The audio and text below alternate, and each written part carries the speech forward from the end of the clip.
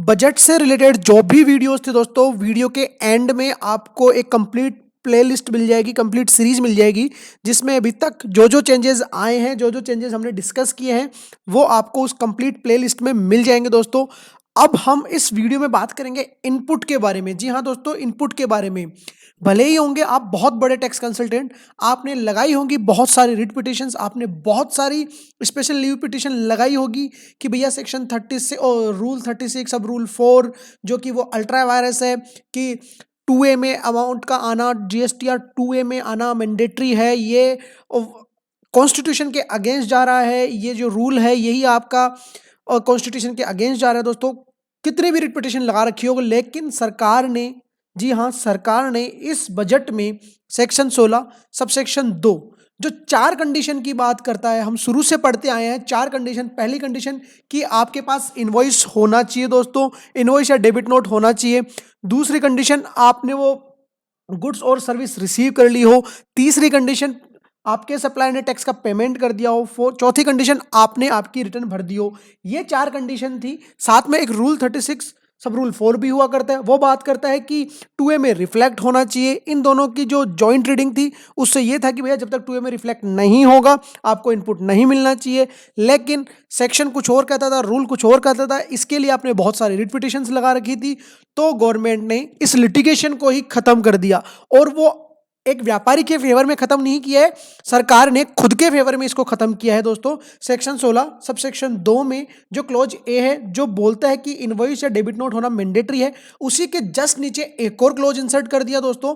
और उस क्लॉज में इन्होंने लिख दिया, आप देख सकते हो, आपको कंप्यूटर स्क्रीन पे दिख रहा होगा, a new clause AA to subsection 2 of section 16 of the CGST act is being inserted to provide. अब क्या कहता है, input tax credit on invoice or debit note may be availed only when that, कौन से debit note credit note, जो section 16 subsection 2 clause A में जो बात करी थी हमने कि हमारे पास इनवॉइस या डेबिट नोट होना चाहिए, तो उसके बेसिस पे आप इनपुट क्लेम कर सकते हो। कब? Only when the details of such invoice or debit note have been furnished by the supplier in the statement of outward supplies and such detail have been communicated to the recipient of such invoice or debit note. तो दोस्तों कब कर सकते हो? जब उसने, सामने वाले सप्लायर ने, जिससे आपने माल खरीदा है, आपके सेलर ने अपनी out statement of outward supply में दिखा दिया हो, मतलब अपनी GSTR 1 में अगर दिखा दिया हो और आपको कम्युनिकेट कर दिया हो, तो ही आपको इसका इनपुट मिलेगा।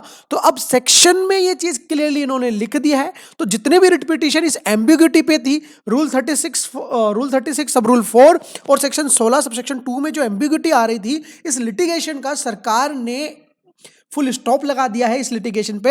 हालांकि वो फुल स्टॉप आपके मेरे फेवर में नहीं लगाए, सरकार के खुद के फेवर में लगाए। जी हाँ, अब आपको हर महीने, जी हाँ, हर महीने टाइमली आपको रिकंसिलेशन करना पड़ेगा आपके GSTR 2A का, आपके बुक्स के साथ। और जहां आपको लगता है कि इनपुट नहीं आ रहा है दोस्तों, आपको हाथों हाथ आपके सप्लायर को बोलना पड़ेगा कि भैया मुझे इसका इनपुट नहीं मिलेगा।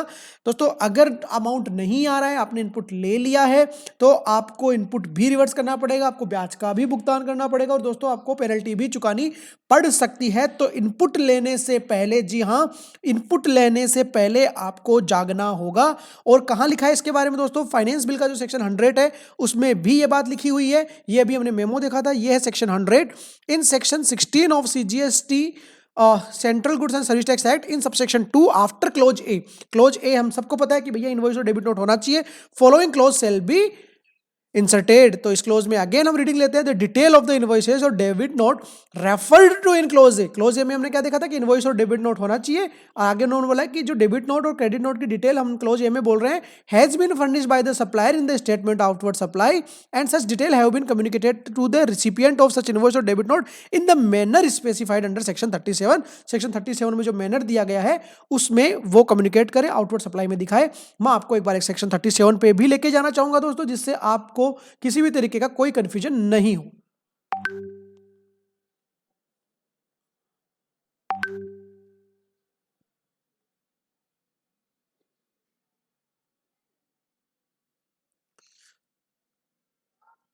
ये है दोस्तों आपका था section 37 furnishing detail of outward supply.